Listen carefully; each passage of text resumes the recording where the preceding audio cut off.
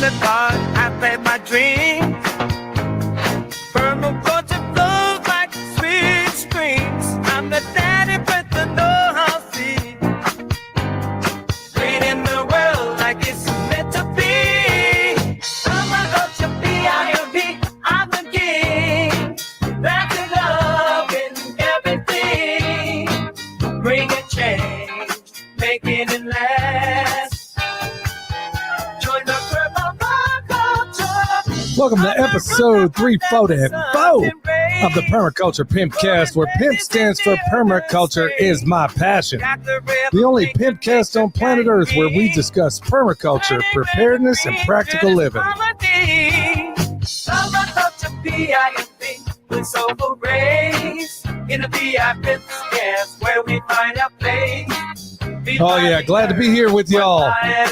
Yeah, episode 344. Man, I can't even believe it's been so long. But as always, this episode brought to you by Hickory Ridge Soap from TwoOldCrowsHomestead.com. Turn that simp into a pimp. Bam! Soil saviors. Yeah, folks, that's exactly how we're cleaning up Western North Carolina.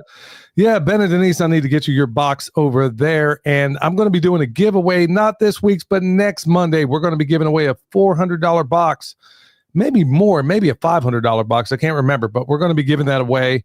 And yeah, we're probably going to have some criteria for it. Maybe we'll make it a little contest, or still trying to work it out exactly how that's going to work out. Well, I want to thank everybody that's here on a live today. Want to give a hat tip, as always, to Renewed Homestead for handling the chat. You know the deal. Don't start no SH and there won't be no IT. So, and by the way, if you're wanting some of these ballin' shirts that we got on right now, or some of the others that Eric has come up with, yeah, we're gonna, you know, if everybody else can say this word, we're gonna say it too. And it's really, I mean, in light of everything that's going on right now, I'm just keeping it real. I'm telling the truth. So if you want one, we got a link down below for everybody. So yeah. Anyway, man, where do I even begin from this? Hold on. Just, I feel like it's a good idea to give everybody a heads up that we will lose some of you in the process of wearing the shirt. So just be prepared for that. Yeah, I son, every single, you know, I do not, I've, you know, it's not wasted on me. I don't know what happens on your end, but every single time we do a podcast, every single time, at least 10 to 50 people unsubscribe. So that means I'm doing something good. Like Joel always says, you know, when you're selling something at a farmer's market or wherever you might be, 1/3 of those people ought to walk away because they're just not, you know, they would, like Joel had given that example of a lady. He was over there selling chickens and she's like, oh man, that's seriously expensive. But meanwhile, she's holding a can of Coke and a cigarette. Yeah. So, yeah, maybe your priorities are a little bit out of whack, but at the end of the day, look, the gloves are coming off. I think it's time, at least on our end, that we ramp it up a little bit because, and a lot of times the best way to communicate some difficult points is through humor. Or dark humor, or humor that, I don't know, a fair number of people are not going to find funny anyway. Frankly, I'm beyond caring because I think this shirt pretty much says it all. You know, there was a time, and son, it was funny because now folks don't hold it against me. Now, some folks are going to unsubscribe the second they hear me say what I'm about to say. Your mom and I, we got this routine every single day. And by the way, y'all, this Thursday, I'm going to have Logan Duvall back on, and he's going to talk about, because I mean, when it comes to circadian biology, everybody out there needs to hear this program. We're going to talk about step by step what you should be doing to optimize your circadian biology. Oh man, did we get some money over here, son? You're going to have to read this because I can't read anything with these BCGs on. Shout out to Brenda Bodwin. Can't make me unsub even with all that white man's word shirt. Yeah. Well, you know what? We're just going to keep it real. In fact, I hope everybody buys one of these shirts off of Eric because truth of it is, it's you know, it's the state of affairs. And anyway, we go through, we're doing our thing. Okay, so we get up in the morning, get up real early before the sun comes up. We get out there, do the chores, and then as the sun is coming up, William was out there with us when he was here this last time doing part of it. We got a little bit of a late start, but we were still cool. While the sun's still low in the sky, we're sitting there watching the sun come up. And then usually right after that, Michelle usually gets up before I do, and she'll go inside. She'll go water the high tunnel if it needs it. And then I'll jump in the truck, start it up, and then, I'll put on NPR for that very small bit of time that I'm able to listen to it before your mom jumps back in that truck. Because Lord knows if she jumps in there and I got NPR on, she is going to lose her ever loving mind. So why do I do it? I do it because I want to hear what my enemy has to say. That's why I pay attention to what Fox News is saying. I pay attention to what MSNBC is saying. I say, so as you can see, y'all, I'm a political atheist, okay? I realize they are all equally worthless, but I want to know what the lie is. I want to know what the prevailing lie is. But every once in a while, you'll catch NPR, especially on the weekend, doing something worthwhile. They were talking to this black lady who I wish I'll have to get out to her. I'll have to reach out to her. And she's down in Louisiana, in New Orleans. And there was a documentary that came on years ago, and it was called The World Against Monsanto. Some of you may have seen it. Anyway, they were describing what they were doing particularly. It wasn't just that documentary, but a number of others. What they were doing, particularly choosing black neighborhoods all over Louisiana to do a lot of their testing. Because ain't nobody caring about those coons, right? That's exactly what they were thinking. And then they woke up to it. Well, this lady was an activist talking on NPR about the ongoing effects and how I can't even tell you how many people she knew and how many people in her family were dropping like flies based on a lot of the stuff that Monsanto has done and is still doing down there.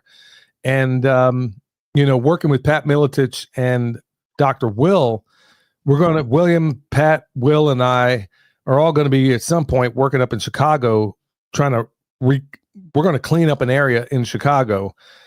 I'm not sure when that's going to happen, but it's in the works.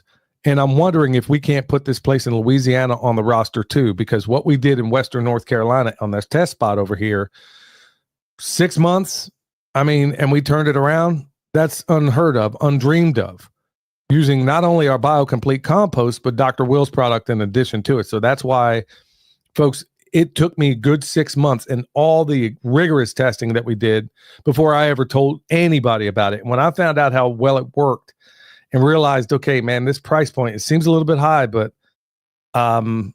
there's no way they can make it less expensive because they got to source this stuff all over the world. Anyway. So hold on that note real quick. Yeah, it might be like expensive. You might have sticker shock, the first purchase, but it's a one-time purchase. Like think of how many bags of fertilizer you bought from the store before, accumulate all that, but it's cheaper in your mind because it's spread out through years and whatnot. But if you take this one-time purchase of fertility, it's a permanent fix as long as you don't create compaction or anaerobic conditions. That's the caveat, son. I'm glad you pointed that out because people will say, well, this didn't work. Well, you didn't look. This isn't a sword of Damocles. You've got to do something on your end when it comes to this stuff. So you could sit here, let's say you have the worst pastures in the world. Okay, let's say you took over Greg Judy's farm. But if you didn't manage it the way Greg Judy does, or you took over this farm, we had nothing but goldenrod out here, multiflora rose, blackberry, thorns, you name it. It's about 95% gone in most places. Mm-hmm. It's gone because of good management and good technique. So like William said, if you were to take all these garden beds of yours, and like you said, that's a 5-acre box too. If you're using it in your gardens, man, you can use this for years. But like you said, if you don't do anything stupid, like putting chemical fertilizers or anything else out there, and folks, yes, that is stupid in my judgment. It really is at this point because we know better. We can do better. If you use compost, like William said, that's a one-time purchase to get yourself squared away. So the point being, I didn't mean to go so far afield, but that's why this shirt applies. Because honestly, I don't care where you are. If you're in the hood or you're in the country, it doesn't matter. You're getting sprayed too. They're getting all of us. Don't care where you live in the hood or in the country. If you're buying food off the shelves in there, do you know the provenance of it? Do you know where it came from? Yeah. That's why I'm saying we all niggas now. And guess what? I'm giving everybody license to say it because honestly, it tells it like it is. It tells it like it is. Now, folks, be careful the company you're saying. I wouldn't be at, a jazz festival and go spitting Or it out, but or Chicago. We can't wear these in Chicago, Dad. But hey, okay, so add on top of your Soil Savior giveaway next Monday. I've got 4 more of these shirts. As long as you wear a size large, we'll throw that in there with the with the Soil Saviors thing. well, I got maybe 5 or 4 more of these. maybe we'll just do it over a couple of weeks, son. That way, we can spread out the wealth, so to speak. Yeah, That forgive my yeah. So anyway, folks, that's William came on with the shirt. I didn't even know he had it, so I was like, okay, that's why we got started late. So I had to go down and go get mine, and so we'll be Twinkies for this one. All right, so we'll get right into the farm news. And good night, y'all. I am nursing. Okay, here I am, almost 55 years old, and I'm weed eating out here. This area where the sheep had hit, and it was an area that they couldn't hit also, but it's near the driveway, and I slipped on some gravel, landed on the weed eater on my ribs, and as it happened, I just knew I broke something. I'm like, oh my goodness, and they hit me like in these floating ribs over here too, and I'm like, oh my goodness, and then I got up, wind was knocked out of me, and I just know I'm messed up. Well, it turns out I bruised some ribs, so I'm not exactly I'm not that injured, but I definitely feel it every time I wake up in the morning, every time I move, every time I cough, every time I do anything. If you ever had a rib injury, but I'll tell you what I'm doing to fix it. Obviously, comfrey salve. I mean, we got plenty of that on the shelf. And then I'm using DMSO to drive it in even further. That's one of the awesome attributes of DMSO. So put on the comfrey. Hey, Dad. Yeah. You might not want to say that. We're on YouTube. Well, I said it a couple of weeks ago too, son. It was cool. Okay. Okay. I said it a while ago, but I mean, at this point, man, they can get us for anything. I mean, I'm not even worried about it at this point. I mean, folks, if you can't find us here, try us on Rumble. Now, in Rumble, they pull some other stuff where you got to watch 50 million commercials, but hey, we're there also. So it is what it is. But anyway, I put some of that stuff on there, and it feels like I'm recovering much faster. And I'm also, of course, doing the circadian protocol, and that seems to be helping too. But honestly, folks, it hurt just to even sit in the truck. Every time I make a left-hand turn, I'm like, oh man, it hurts. But hey, I'm turning around. I'm getting it. When did you do this? When did you do it? I just talked to you guys. I just FaceTimed you guys with a baby yesterday. Yeah, I know. It was a day before yesterday that happened. So Dang. yeah, and it's like any injury, it's not the first day, it's the subsequent days that I just didn't even bring it up. It's no good in the morning, but hey, man, it's coming around. But hey, moral to the story is wear good shoes and be careful, because I'm always cautious. I try to be especially cautious when I'm doing anything on the farm, because good night, the burden that it puts on other people when you get injured, when you do this kind of thing, is enormous. And this is the work I love. So folks, I just wore lousy shoes and I should have done better. So let that be it's a miracle, honestly. I was thanking the good Lord, man. I didn't break anything, because I really thought I did. All right, so other things going on around here. No forecast of rain today, and it rained cats and dogs with no forecast whatsoever. So hey, it is what it is. And of course, they're back to their night spraying. Did a little short on that on YouTube the other day, and they're doing what they do. I mean, sadly, it seems like nobody cares. I mean, outside of this audience, maybe you can't even have this conversation, even with what should be high functioning, intelligent people for the most part. For some reason, they just can't look up, and they can't realize that everything. I talked to Dane Wigington the other day. I called him up, and we had a conversation about a number of things, and wanted to tell him some things, test results, things, because he wanted to know how the testing was going here in Western North Carolina. So I was giving Dane the sit rep on that.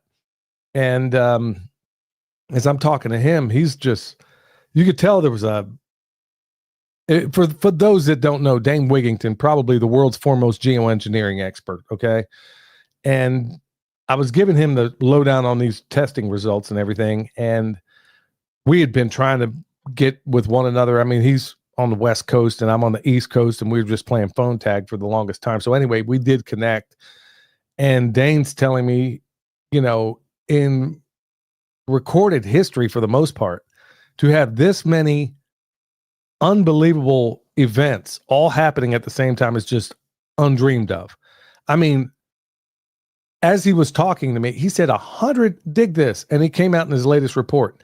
Son, what would you say if I told you, does it sound natural or unnatural that at night in the Middle East, the ambient temperature is 135 degrees at 1 a.m?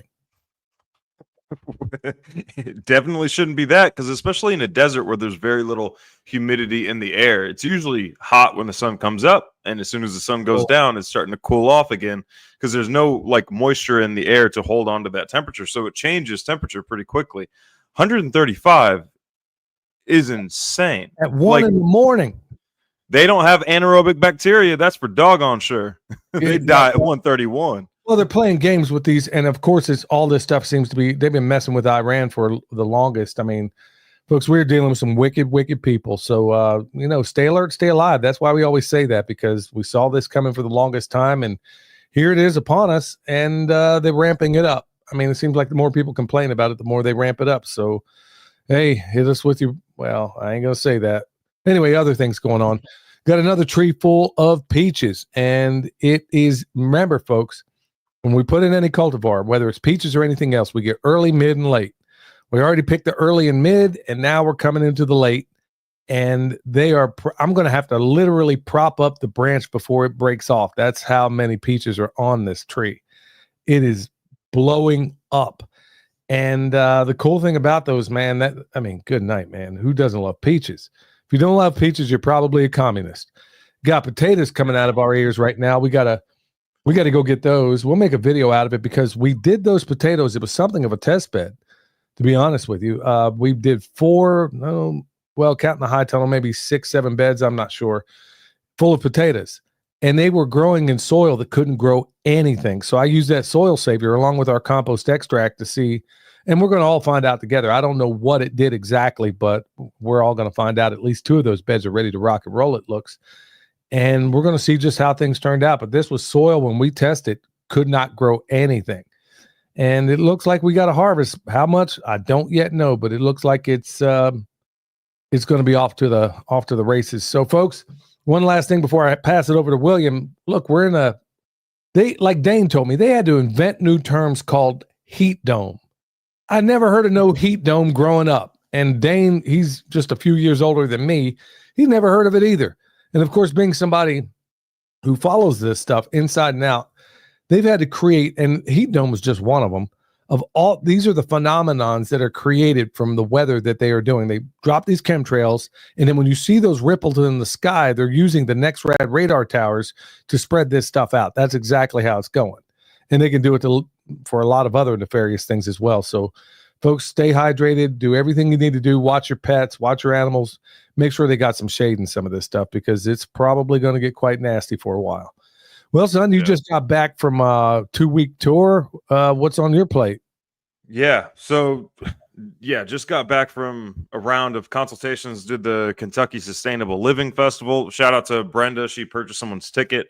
I wasn't in charge of who got the ticket. I think Shelly was, or Shelly or Mel were in charge of that. Whoever was running the front desk at the time. But yeah, did that, and then did a gang of consultations. Got the Midwest Preparedness Festival's raffle winner. I guess the grand prize, or the second to grand prize, was the consultation. Just got his consultation squared away. And if you go to Midwest Preparedness and Kentucky Sustainable Living in the future, you'll have the opportunity to bid on it or throw a ticket in the raffle to win consultations yourself. So there's some incentive to go to the go to the festivals. And keep in mind, all the money for both of them, or I believe the auction was going to Caleb House, and then the Midwest Preparedness Conference one, I think it was going into the next Midwest, which is the next one is in 3rd week of September. But as you can see, the wall in the office looks a little bit different. It used to be a weird colored yellow, maybe mustard yellow. I don't even know. But painted it gray, and then here pretty soon I'm going to start a the permaculture design course over on Patreon. Yeah, so that's what I'm up to right now. I was thinking about using. Some people were like, "Oh, I'm never going to support on Patreon or anything like that." Y'all, it seems to be like the only user-friendly option. Like there are some more like techier options and stuff, but the best one that's suited for what I'm going to be doing on Patreon, or what I'm going to be doing, is going to be on Patreon. So. Other than that, just catching up on emails and catching up on videos. And yeah, I have a whole lot of computer work ahead of me. That's for doggone sure. Well, son, in accordance to some of this bio circadian good stuff, hey, whenever you can, do all of your computer work outside if you can. And well, lately the stuff is going to overheat. Like I can't record longer than 30 seconds at a time right now. Just because the camera overheats and stuff. Yeah, I'm doing nearly all the clerical stuff that I have to do, because we got a lot of irons in the fire right now. We got some big things that we're going to announce hopefully here in a couple of months, in terms of another festival that's going to happen not this October but next October, and what we're going to be doing with that. And it's requiring a lot out of me. Like they say, if you want something done, give it to a busy person. Like Steve over here, he says, "Dude, I'm the peach king. Can't keep up." Yeah, I'm right there with you, man. Man, I love some peaches. But yeah, with respect to a lot of this stuff that we're doing right now, I can do it on the porch. Unless it is like blowing sideways, I am doing as many things outside as I can with my eyes. Don't worry, we're going to be talking about this Thursday with Logan, and he's like one of Dr. Jack Cruz. He's been at this a long, long time. And folks, if you ever listen to his podcast, good night, man. You'll see him, and he's very polite about it, but I don't know how else to say it, but he's literally an autodidact mopping the floor with PhDs and MDs out there, because he's self-taught and he's learned all this stuff. I mean, the dude is wicked smart, and I'm saying he's not being a jerk about it. He's just, I know that he knows lots more than the people he's interviewing, and they have no idea what he's even talking about when it comes to circadian health. So folks, as much as for all of you folks dealing with ailments that you can't seem to get rid of and the doctors don't seem to have answers for, I would highly suggest it. We've been doing it religiously now for months, and I do feel the needle moving in a massive way. And just so many people out there seem addicted to the methodology they're using, when this is really, it doesn't cost you a dime in most cases. So I highly encourage everybody to check out what we're going to be doing on Thursday. So one last thing I want to add. I mean, there's so much going on in the world right now, and I'm trying to steer a little bit more away from a lot of the political nonsense going on. But folks, I got to address this. So, the mainstream and the not so obvious establishment, the establishment and the not so obvious establishment, people like Alex Jones and a number of others out there who pretend to be, non-establishment, but they really are. I can't believe this has gone over the heads of everybody out there. So the last thing you heard on Friday on dumping day, Ghislaine Maxwell is in prison singing like a canary. Okay. Let me ask you, how true is that?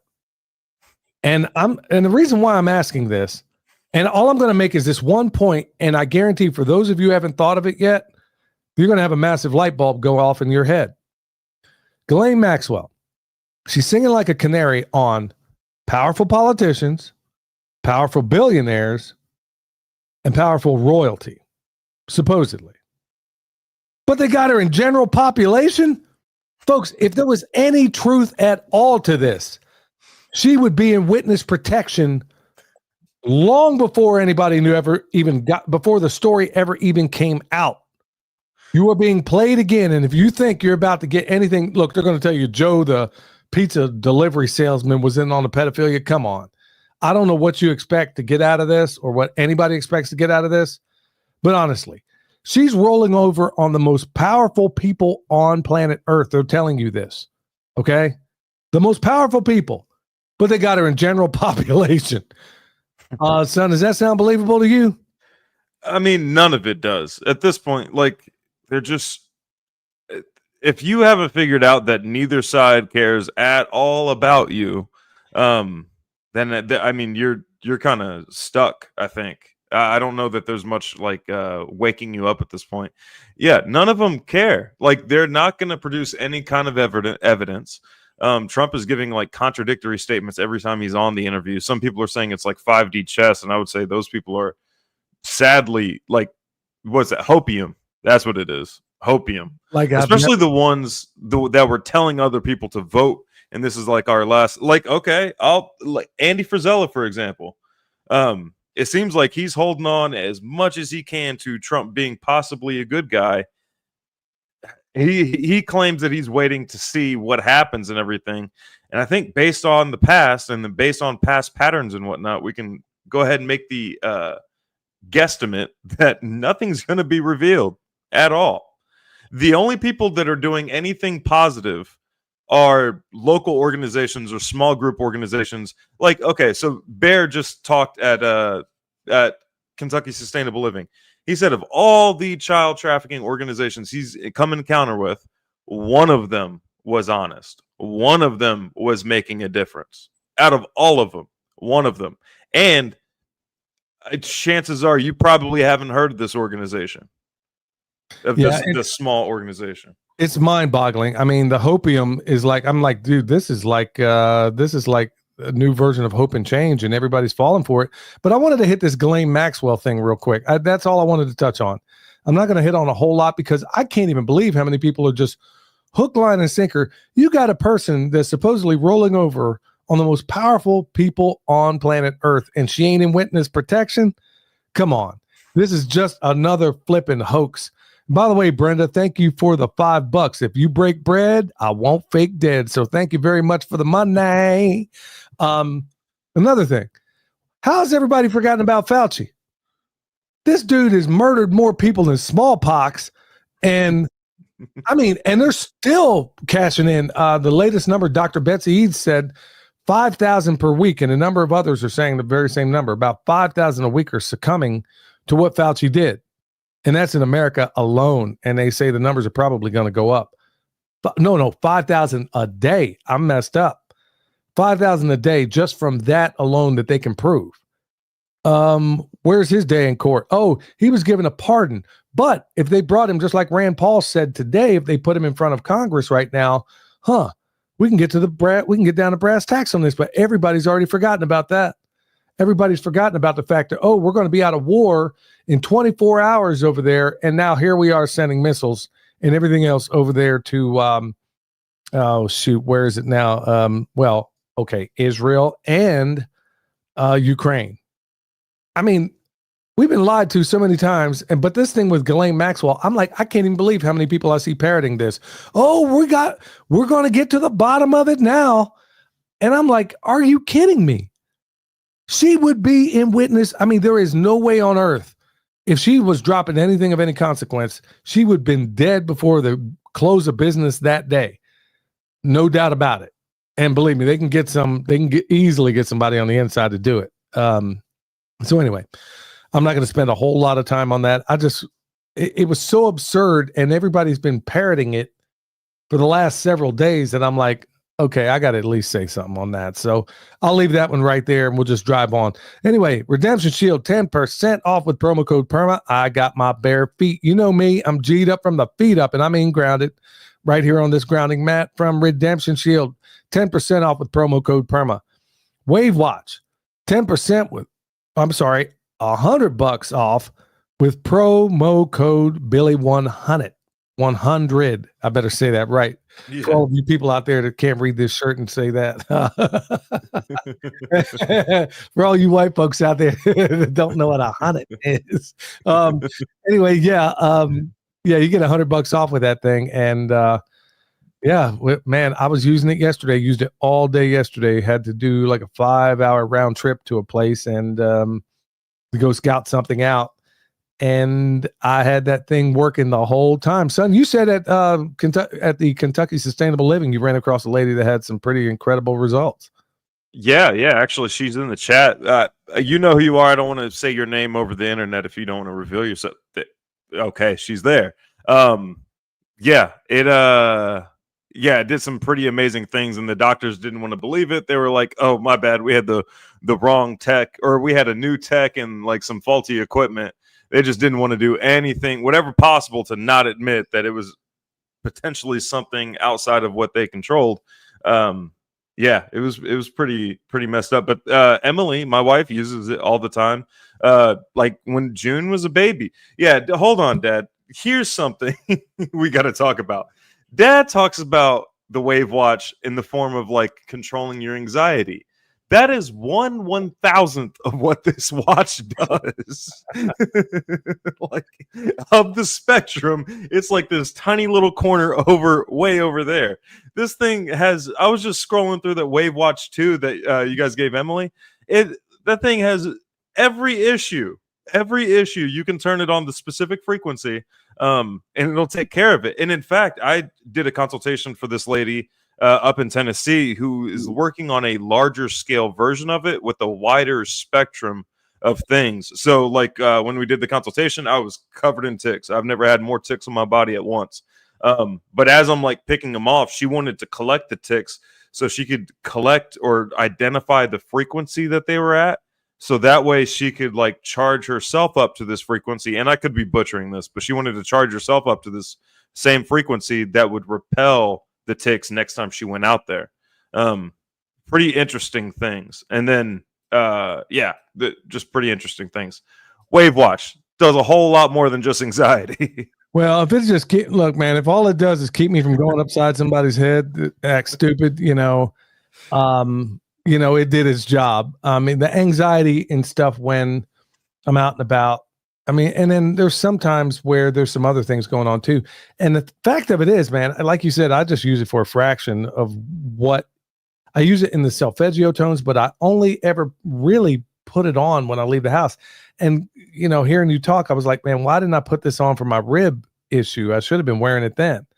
Yeah. So yeah, there's so many different things, but I'm just so addicted to using it when it comes to anxiety or to keep me chill when, I'm out and about and I'm likely to be around some hoople-headed Marchie that says the wrong thing, and it keeps me from strangling people and going to jail. So, if for no other reason, it's worth it on that. Anyway, Billy 100 will get you $100 off. So Homesteaders United Jamboree, I think it's still going on. I guess it's August 28th through the 30th. And yeah, they got a website. And I won't be at that one, but I will be at East Tennessee Homestead Alliance Festival. That's going to be September 12th and 13th, Knoxville, Tennessee.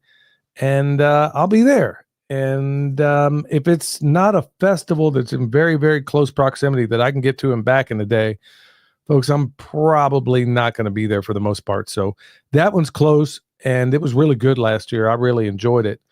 And a lot of other people did as well. So, and also I met some really, really awesome people over there, just like you do with every one of these festivals. So anyway, go check that out. All right, so we'll get into the good news, and then we'll break down the episode. All right, I'm going to say it again. DMSO, this one here, DMSO emerges as potential game changer for chronic respiratory illnesses. Folks, I'm not going to read and tell you what they say in this article because I don't want anybody out there. I'm not giving you medical advice or anything. I'm telling y'all this dimethyl sulfoxide, we got gallons of it up in this place. And it works like nothing I've ever seen for healing animals. I mean, I quite literally thought I was going to have to put this sheep down. She had son, you saw it when you were here. Oh, I thought Dad was going to have me run up and grab the gun. I thought it was going to happen either that moment or later that day. She was cut and totally covered in maggots. I mean, the hoofs, you name it, everything. I was like, come on, man. So I was like, okay, I took a little brush, I know it sounds disgusting, folks, but I got to tell you, I mean, I took this thing, got all the maggots off, sprayed it on there. And of course it doesn't sting, but it does get warm. And so, she wasn't really digging all that. Very next day, this animal is running around, and right now she's in the pasture doing great. So folks, this is since that time, we bought gallons of this stuff, whether it's in the, I like the gel when I'm using it on me. The spray, I'm not a big fan of that one so much, but I do like the gel. The gel, you can pick this stuff up at Tractor Supply or your local farm store. And the uses for this stuff, in this article, they go through it in detail, but look, I'm going to leave everybody else out there to figure this out. Mike Adams Well, actually hey, put out a little bit of a documentary on it. so speaking of Mike Adams, like if you guys are curious, like there's somebody asking something about natural method for nerve blockers, like Wave Watch for one. But if you're curious about these natural methods of healing, and it's not obviously not something you can just search online and get an accurate answer, go to Brighteon.ai and use Mike Adams' Enoch AI platform, where it has like every interview he's done. It even has the permaculture design manual, has all the interviewees' information. It has a ton of information on there. Just be specific with your question. The more specific you are with your prompt, the more accurate your answer is going to be, and it'll email you the answer. And sometimes there's a queue, sometimes there's not. But Brighteon.ai, BRIGHTEON.ai. Hey, Alabama saying, what was that, Billy? It's called DMSO, dimethyl sulfide. You can get it from Tractor Supply. I mean, you can use it on yourself. You can use it on the animals. If there was anything out there for at least topically how I've used it, I have never seen anything that worked faster and better to an animal. I swore I was going to have to put down. I wish I'd found this stuff years ago. So, even on myself, I mean, I'm using it there. But let me just kind of echo what William said there, because it's a profound importance. A lot of these AIs online, when you're looking for stuff, you cannot, for health information or anything else, you can't trust ChatGPT, can't trust that DeepSeek, you can't trust any of them out there. The only one I would put a high degree of trust in, like William said, is Enoch, that Mike Adams has, because it was trained to not be woke. It was trained to give you, and first of all, it's trained on the stuff that we talk about anyway. And so I'm not saying put all your trust in this AI. I'm saying of all the ones out there, when you're looking for methodology, especially when it comes to health, that's the only one I would even consider using. Now, if you're a customer there, you can get your answers, I think, immediately. You may have to wait a while if you're not. But hey, man, I mean, we're in a hurry society that's so bad that we can't wait for an email to get the answer on something of great import. We got bigger problems. In fact, we do have those problems. All right, so let's go to the next one here. Walking just 7,000 steps a day cuts mortality risks nearly in half, research shows. So I got that, I think everybody has that walking app on the phone, or depending on the phone. Yeah, thanks a lot for putting that in there, Denise. I will stick it up on the screen if I can get this thing to work right. Okay, there it is. Oh, no, that's not it. That's talking about DMSO. Are you wanting to share the Brighteon link? No, that's that's what I wanted. Anyway, walking 7,000 steps a day. Now, I think 5,000 steps, I don't know how many miles that is, but it ain't that bad, folks. So, I mean, look, if it's going to cut your mortality risk in half just by moving around, there's a lot of us that do farm work that kind of get that just by doing farm work, As of late, I don't know that I'm getting mine.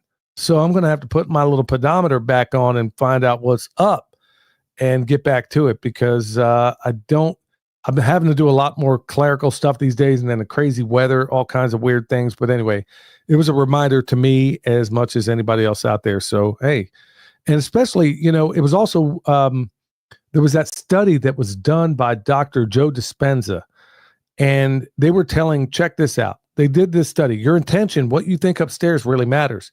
They went to a bunch of Hispanic ladies who were cleaning ladies at a motel, and they went to half of them and said, hey, they were talking about what they did in the course of a day. And they were saying, well, hey, man, what you're doing, you're getting so much exercise that most people don't get in blah, blah, blah, blah, blah.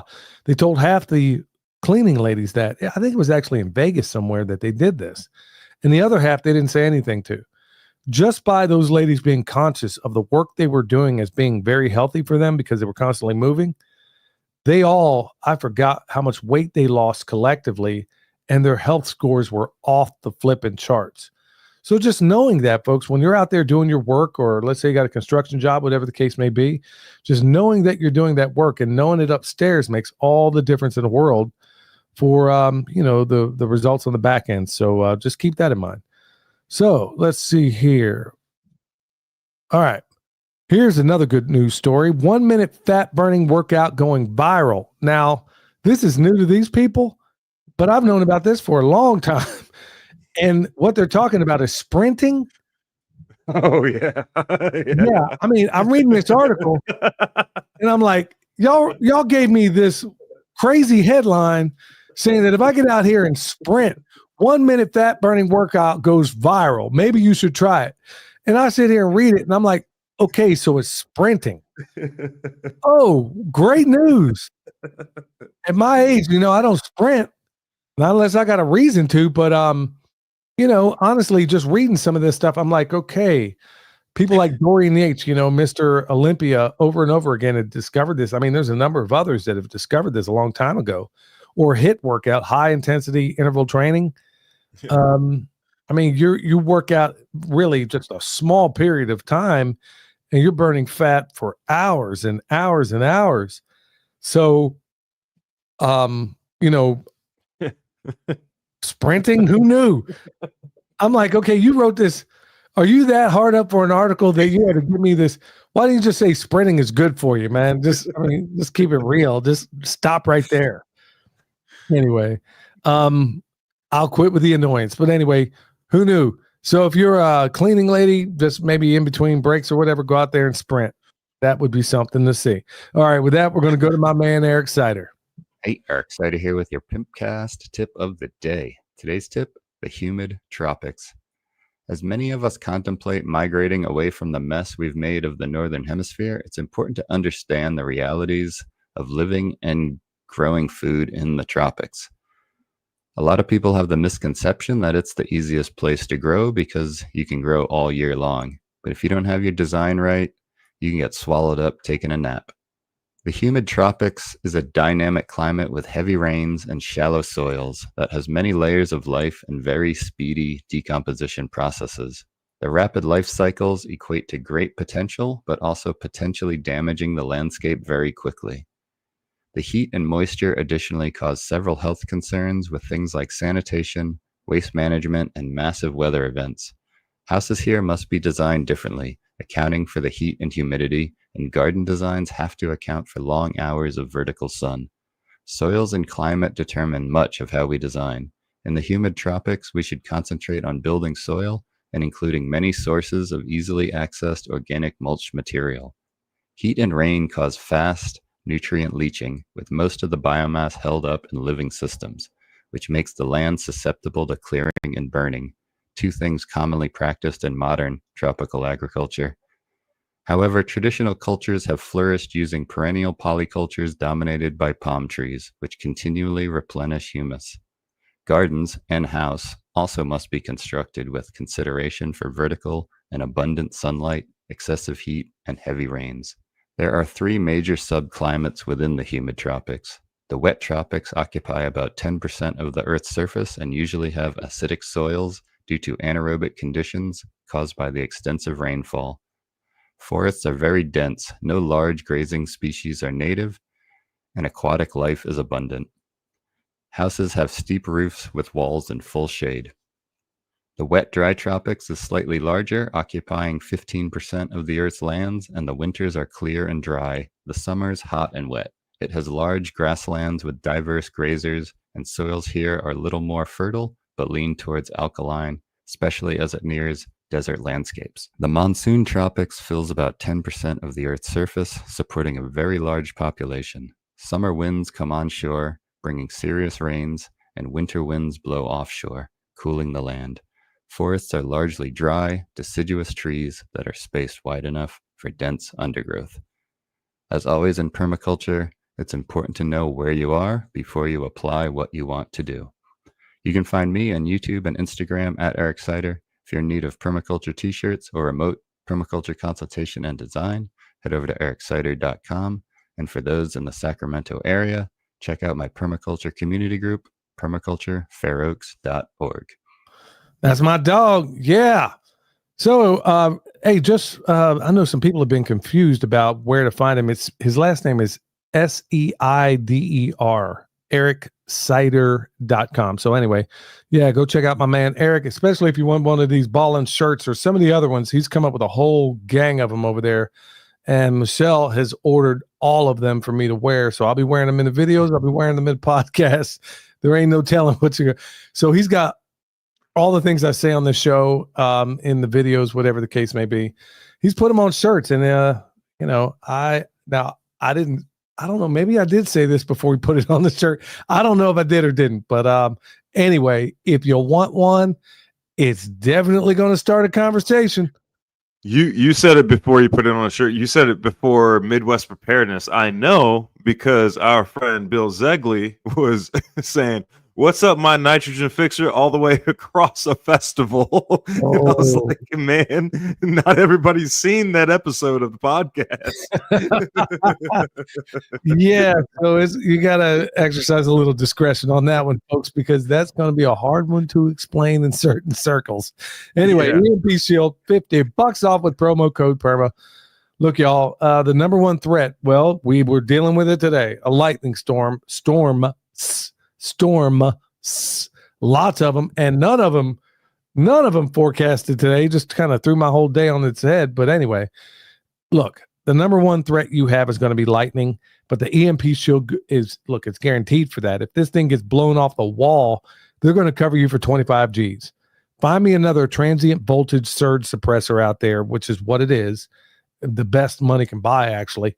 Find me another one out there that does a fraction of what this one does, and I'll buy it. But you ain't going to find it because it doesn't exist. Not unless you're working for NASA somewhere, and I'm not even sure they have anything better. Anyway, they got them for your vehicles. They got them for everything. Your solar setup, you name it, they got you. So get yourself squared away. EMPshield.com, $50 off with promo code PERMA. A real quick word of advice on the EMP Shield. If you're hiring an electrician to put it in, I just did a consultation for this lady over in Tennessee. She bought an EMP Shield, and she hired some electricians to put it in, to install it, and they did not follow the directions. They did not do anything correctly. The best I could tell, they probably just had the wires dangling within the panel or something like that. They also recognized that there were some people from out of state. They were from California, not from Tennessee. So they gave them that kind of special, the out-of-state special. And her house got struck by lightning. And it obviously didn't work because it wasn't hooked up correctly. But had it been hooked up correctly, it would have definitely helped protect. I think she had to replace an AC and then another well pump or something like that. It was thousands of dollars worth of damage just because these electricians did not hook up the EMP Shield correctly. They ain't electricians, man. There's so many fly-by-night. That's the thing. One of my biggest pet peeves on this planet is lousy craftsmanship. And as a journeyman electrician, as a person that's been doing this for years and years, I ain't even going to lie to you, man. It is that's why when I was in the trade and I was still, working for other people, working for contractors or whatever, a lot of times I would prefer to work by myself because there are so many people these days. When I was brought up in the trade, I was taught by these old guys, man, that taught me to take my time, do it right. It's funny how there's never enough time to get it done right, but there's always time to go back and fix it. And I particularly hate it when people do this kind of garbage. I don't know how they sleep at night, man, where you can sit here and screw somebody over like that. The directions are simple. I mean, they're simple, especially if you have any electrical know-how at all. For them to just kind of not put this thing in properly says that they're just some really disgusting people. And man, I hate to hear that for them because there's so many people doing that. You hear about it. I don't mean to take this show sideways, but when I hear about that, I think about all these gypsies that go out here and do it to these old folks who find themselves right after a disaster. I remember where I first heard of it was right after the May 3rd tornado back in Oklahoma. We drove into it. I mean, it was the worst to this day. I think it's still the worst, highest recorded wind speeds ever. My first memory. Yeah. Yeah. So we drove into that thing. We ended up getting underground before we came out and it was like we were on another planet. But anyway, gypsies are coming out of nowhere and they target the old folks. They get in there. Yeah, we need a little bit of down payment money to go get the materials. And then they steal their money and drive off. That's exactly how I see a lot of these fly-by-night contractors. Had an apprentice working for me up here when we first moved here. And I told him I'm up in a lift and I'm putting conduit up in the ceiling. And I tell him to bend me a 90. And for folks, what I mean by that is bend me a piece of conduit 90 degrees. He hands this thing up to me. I try to stick it up in the ceiling and it ain't working. And I'm like, man, what is going on? But because I'm 30 feet in the air in a lift, I can't really, but I can look at it. When you do this kind of work, Steve will tell you, when you do anything in construction like this, you get something of a calibrated eyeball. So you know what's square and plumb just by looking at it 9 times out of 10. Your mind, you're just kind of built that way. I'm looking at this thing and I'm like, man, what on earth? So I take the lift down. I get down to the ground and I look at this thing. As soon as I get down on the ground, I put it on the floor and he's down there. He said, what's going on? And this is a 5th year apprentice, y'all. 5th year. Okay. There's only 5 years in the apprenticeship. He's in the 5th year. I get down and I look at this thing. I said, I thought I told you to bend me a 90. He says, well, it's pretty close. I'm like, pretty close? Man, trust me, I knocked the mothballs off of some words on that one. I'm like, what do you mean pretty close? Pretty close. This thing, it might have been, I mean, I don't even know. It might have been an 85, but it ain't no, when I say 90, not 91, not 89, 90. Okay. And a lot of other craftsmen out there feel and do it exactly the same way. But anyway, these shysters out there, like Steve's talking about in the chat here, when they pull this kind of garbage, y'all, it makes me want to strangle somebody. It really does, because it messes it up for all of us out here who are trying to be really, really good craftsmen and do right and do good stuff. But anyway, man, I've probably spent too much time on that. Anyway, EMP Shield, $50 off with promo code PERMA. So let's get into these permaculture tools that deserve a spot on your farm. Now, I've reached out to William earlier today. I said, why don't you come up with a list of things? I'll come up with a list of things and we'll just kind of compare notes on the show. And of course, folks, if you got any, put them in the chat. Maybe we can shout them out here, because everybody seems to think, I mean, the fly-by-nighter out there that are doing this, and we got record numbers right now dropping out of the homesteading movement and stuff like that. Mm-hmm. I mean, record numbers, man, dropping out like you would not believe. You know, they seem to think that farming means you go get a tractor. Look, folks, we don't have a tractor out here. You couldn't use one in these mountains anyhow. You don't need one in a lot of cases. But whether they do or not, like Greg Judy wrote, I think in both of his books, his first 2 books, that the first thing people want to do is go out and get a tractor. Well, that ain't necessarily your most useful tool, depending on what it is you're doing. You may not even need the tractor at all. Now, it could be a handy tool, or it could be a dangerous servant or a fearful master, depending on how you use it. And honestly, there's a whole lot of people with some really bad compaction issues because they're misusing their tractors and they use it for things they probably shouldn't use it on. So anyway, son, let's talk about some of these tools that we consider. I went through your list and I had my own. I didn't want to tell you what it was, so I didn't want to mess up the flow. But there was the one that both of us had right at the top of the list. And it was a broad fork. Yeah. A broad fork. You want to kick it off first and say why you think broad fork is a must-have?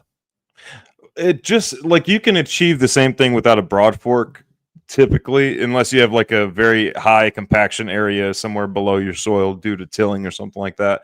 But it's an awesome way to decompact and subsoil your soils without creating any kind of compaction. So whether you're doing like in-ground planting or you're doing like raised bed gardening, whatever it may be, it's a good way to decompact the soil without creating a compaction lower than, or a compaction layer lower than what you're decompacting. So like, just so you know, if you till 4 inches using a conventional tiller, you're going to be super compacting that 5th inch. That's where your compaction layer is going to be.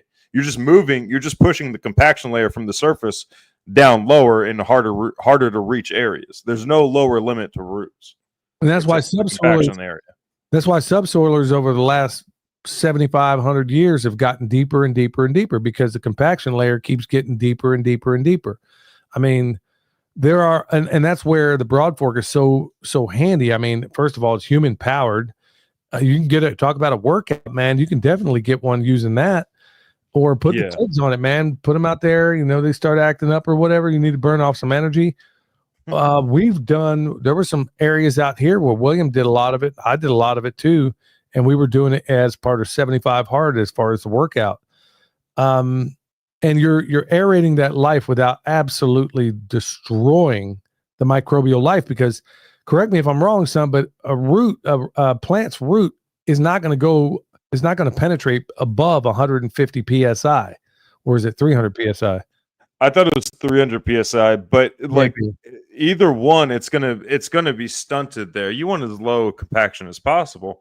Just basically the weight of the soil or whatever kind of compaction it requires to stop you from sinking into the soil is what you ideally would want. I believe it's 300 psi, but it could be Right. 150 psi too. No, I One of think the you're two. right. And the only thing that will surpass that, the only thing that'll get past it is a forb. And how many forbs are you eating? So yeah, that's the only thing that's going to break that and get past that layer. So that's where that broad fork, folks, can be a massive game changer. So you're doing all the wonderful things without messing up a whole lot. There's a documentary your mom and I watched about 2 weeks ago, and I can't even think of the guy's name. And he created this thing. All of his tools were made out of copper. I can't even think of his name right now. Very famous for his time. And of course, he was another guy that, because he was so incredible at what he did, our government managed to find a way to kill him too. He created this. All of his tools were made out of copper because he realized that the difference between a copper and a steel shovel, or a copper and a steel trowel, or any garden instrument, anything made out of copper, was way more productive. He found out that it was way more productive in terms of the food that it produced. And it was always easier to work the soil with a copper shovel or trowel or whatever the case may be, as opposed to when it was made out of steel. So that's another experiment I want to try and give a, I can't even think of the guy's name right now. So, man, doggone it, it's on the tip of my lips right now. But anyway, yeah, broad fork. I haven't seen any copper ones out there, and I probably messed that one up. I mean, William, didn't you manage to bend the tine on a broad fork once? Yeah, but that wasn't my fault. They were trying to cut weight out of the broad fork, and they Right. cut like these the tines of the broad fork. Usually there's anywhere between like 4 to 8 tines on a broad fork, depending on what style you get and what it's intended for. But it was one of those like 4 or 5 tine ones, and they were cutting holes through the side of the tines to kind of reduce the weight, I think. And it didn't work. I bent the crap out of that one tine. It didn't work. Yeah. All right. So what's the next one on your list? Good quality machete, not the Gerber from Ace. Like the machete you should. Okay, here's a good litmus test on whether or not you bought a good quality machete. Did it come with the safety edge, or did it come sharp? Because if it came with the safety edge, it was intended for somebody who occasionally intends to use it. Most people don't know that machetes that you get from the grocery or from the like Tractor Supply or Ace or anything like that, most of them come with the safety edge, which it'll be like 98% ground, and then it leaves that last 2% for you. I'm of the opinion, like, if I'm buying a knife or a sword or whatever it may be, I'm expecting it to be sharp. Like, I'm getting into it knowing that it's going to be sharp. I'm not going to be surprised by it once I open up the package and realize that it's sharp.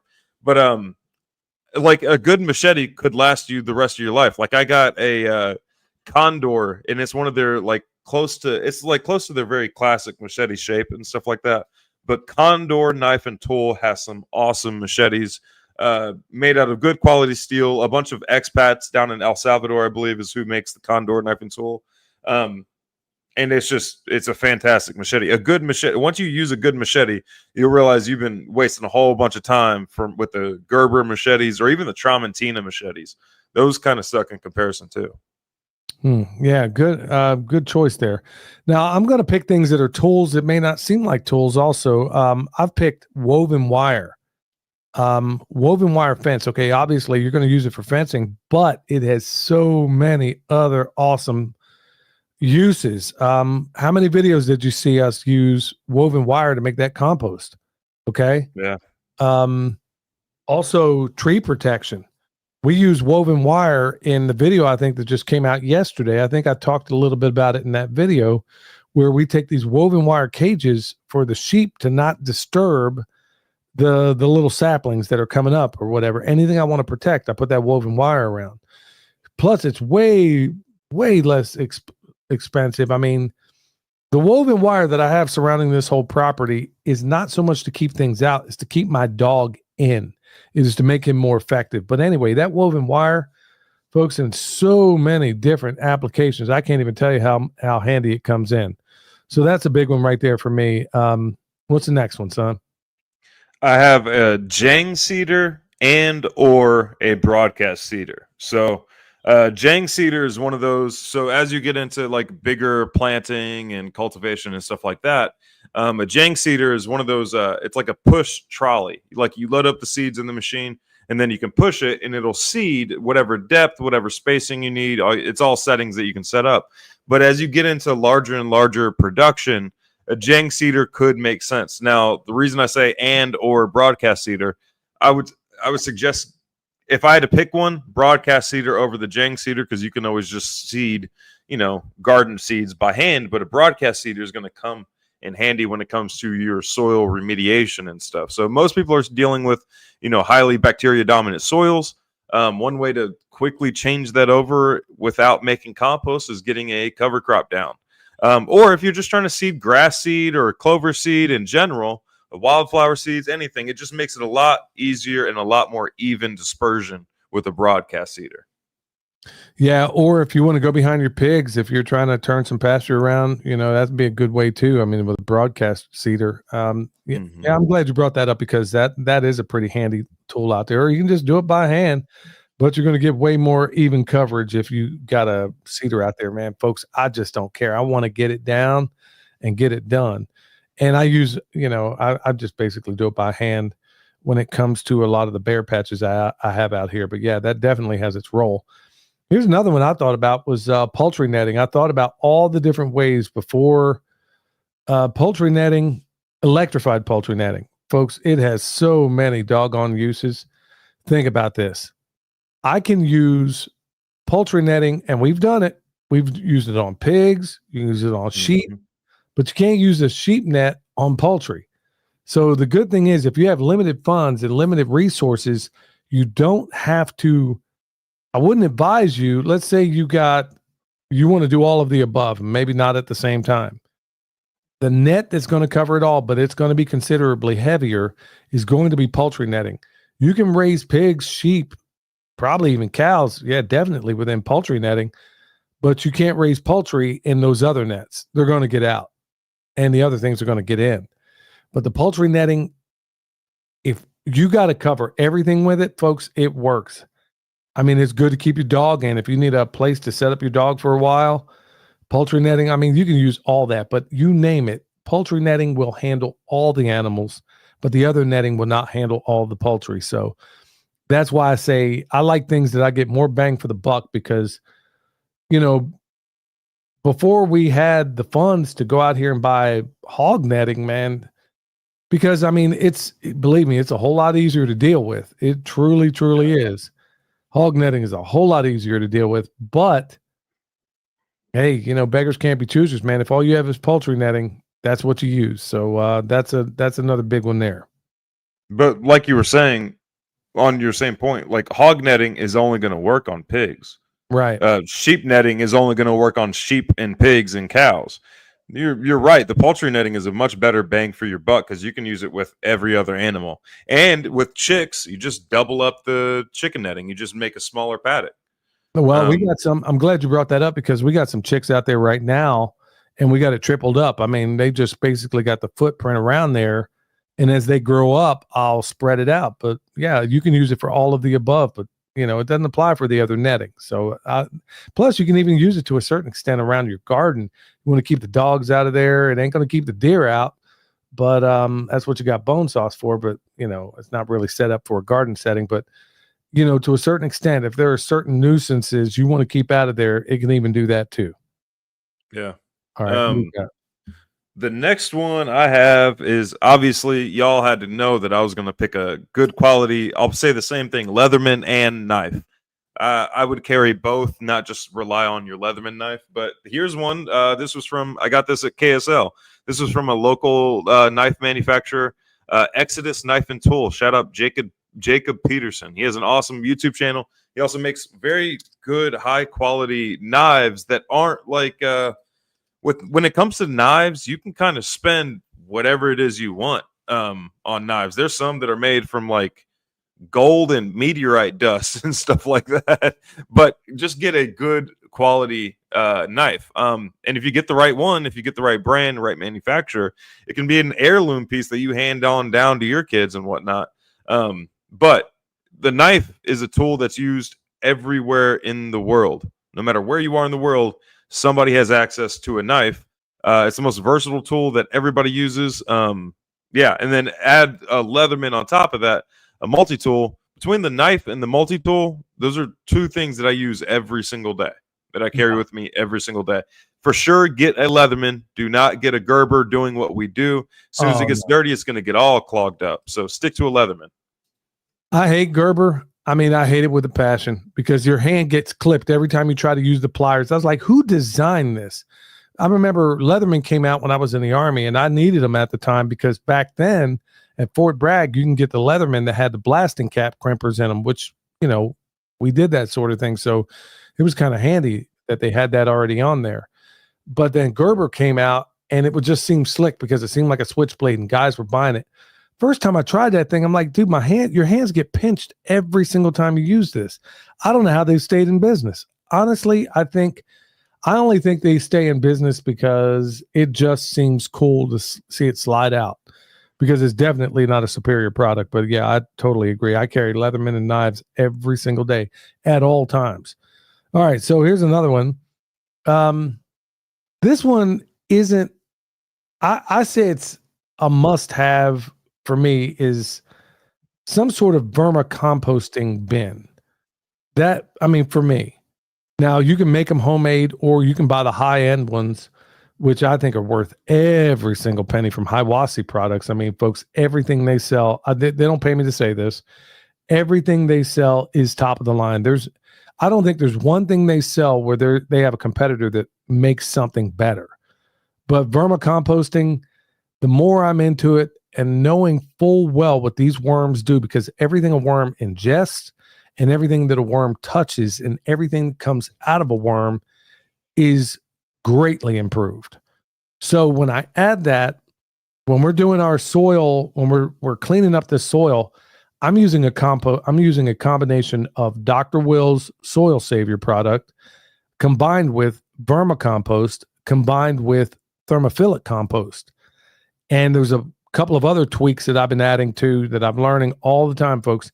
But when I mix them all together, I got a product that is second to none.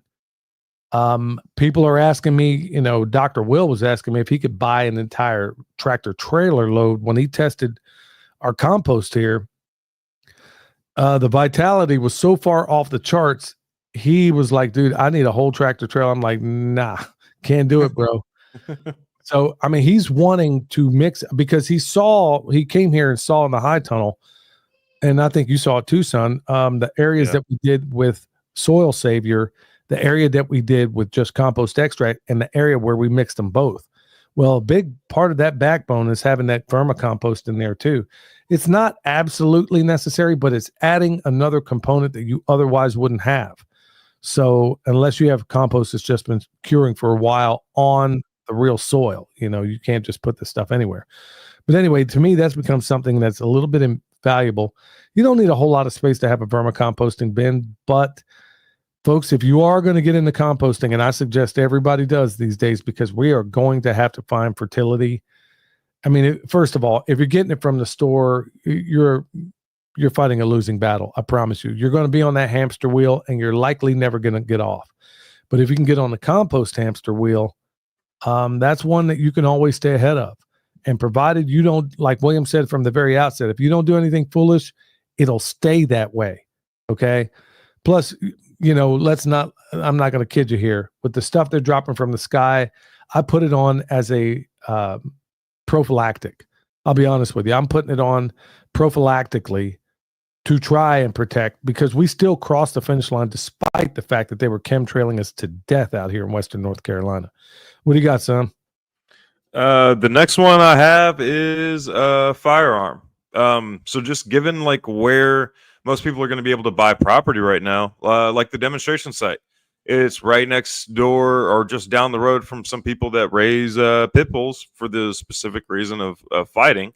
You also got your local crackhead and whatnot. So if you're growing food, you might, and then also there's the animal aspect as well. And then also the supernatural aspect. I mean, some of y'all know the crazy things going on at the demonstration site sometimes.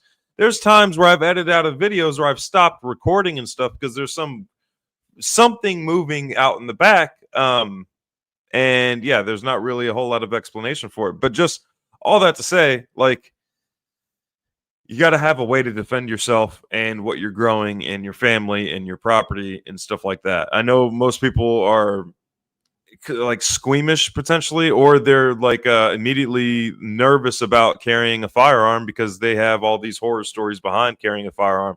As long as it's not that one P320 or whatever that's just spontaneously going off, and that one that just killed like an airman not too long ago. As long as you don't have that, typically, unless you pull the trigger, it ain't gonna go off and stuff. So there's not really a whole lot of things to be scared of as far as the firearms goes. There are a lot of things to respect when it comes to firearms and whatnot. There's some very hard and fast rules when it comes to firearms, but I think it's something that everybody should start getting comfortable with, especially getting comfortable with carrying, not just comfortable shooting, but comfortable carrying. Well, especially these days. I mean, there was this thing I retweeted on Twitter today where there was this, and folks, be careful of the environment you're in. First of all, always be armed, no matter what. And if you're in a place where you think something may jump off, don't go there. Like there was this thing on Twitter today, man, it just made me sick. All these hood rats, basically, they were at a jazz concert. I don't know where it was. And these hood rats jumped this guy, knocked him out. I mean, and then they're jeering around him like a bunch of freaking savages.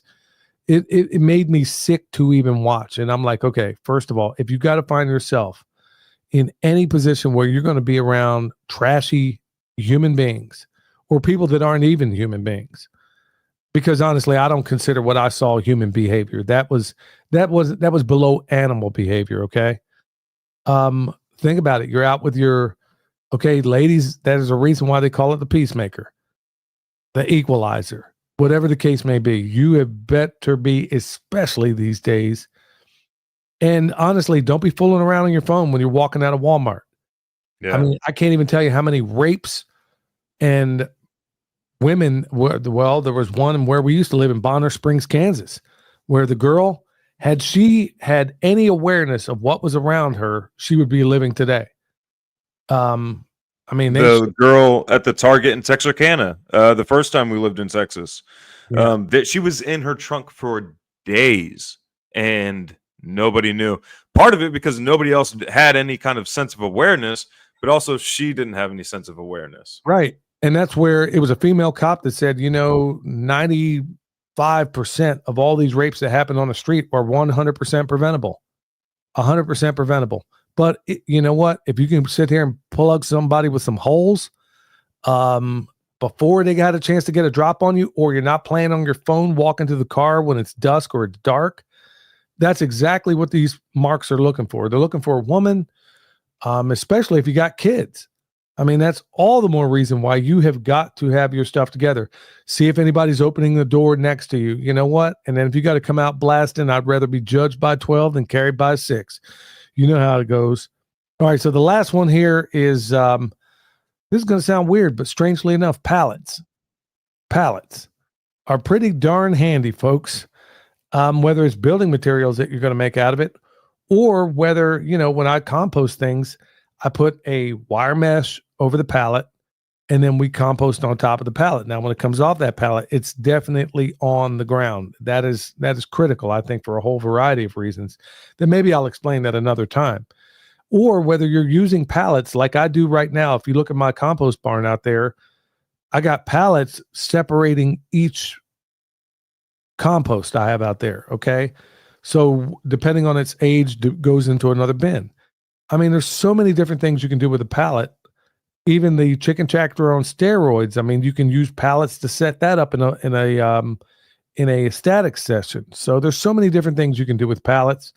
Man, I've seen some people make some pretty cool walls with pallet wood, made out of paneling on the wall, man. I thought it was the coolest thing. So there's so many different things you can do with that. Plus, a lot of times you can get them for free. So there were so many things. In fact, when I was still working on my tools, I can't even begin to tell y'all how much lumber I was getting from, and these were 4x6s, heat treated, because all these switch gears and stuff that we would have come in, they would take all these wooden pallets and they would just put them out back. And then they would have some dumpster come in. I couldn't even believe they were like 4x6x12 lumber pieces that they were just junking. And then all of a sudden I had the bright idea, folks, this is how it works. I would spend my time at lunch taking all these pallets apart and loading up that wood. And I was working 12-hour days, and then we're talking Texas heat out here, and I'm over here working on this stuff. I was sitting there taking these apart. Nobody even cared about these pallets. And then all of a sudden, everybody else wanted them. I'm like, okay, here we go. Nobody even cared about them. But honestly, pallets, man, I've done a whole lot of cool things with pallets. So what do you got, son? Last one. Last one I got is a notebook and pen. Because like doing the homesteading, the permaculture, all that stuff, it's hard to keep everything organized. It's hard to, like, unless you have a list of things you need to do, or the list of things, like if you're in my case, when your demonstration site or your homestead or whatever it may be is off site and you're having to go there, being able to write a list of everything you need to bring with you or what you plan on doing while you're over there. Like my trips have to be efficient when it comes to going to the property. It's not far away by any means. It's in the same town. But when I'm going there, I typically am trying to film content, and then I'm trying to get work done at the same time. I need to know which tools I need to bring. Do I have enough water? Because this is Texas, and like you'll just die out there with all the sweating that'll go on. Do I have a spare shirt to change into when I start getting too hot? Because the dew point is so high here, you get to a point where the sweat is no longer evaporating, cooling you off. So it's easier to just change shirts. But yeah, notebook and pen. And then also doing the 5 critical tasks that Andy Frisella talks about doing makes you way more efficient and way more productive per day than just like waking up and then figuring out what you're going to do for that day. That's what I'm talking about. So, yeah, so, I mean, I'm sure there's a number of others out there. I mean, I wanted to pick some off the beaten, items that a lot of people don't necessarily think about that can serve more than one function. And I think we covered a lot of those right here. So, hey, once again, I want to give a shout out to Renewed Homestead. Thanks so much. Go check them out and subscribe over there. I want to thank everybody in the chat, everybody. And remember, next Monday, we're going to have a giveaway. I'll be giving away one of those $400 Soil Savior boxes. And there's going to be a lucky winner out there. So, look, y'all, I want to thank you so much for all your support. I want to thank you for checking us out. Look, we got a lot of cool things coming up. So until next time, stay alert. Stay alive. That run deep, wisdom from soil, permaculture dream. Let the ideas unfold. I'm grooving with the truth. Feeling nature's groove. Who's got the answers? All we need to do. Listen to the earth, they got us through. Let's see the change, watch the world spin. From the smallest sprout to the harmony begin. In the cycle of life, where the magic's alive.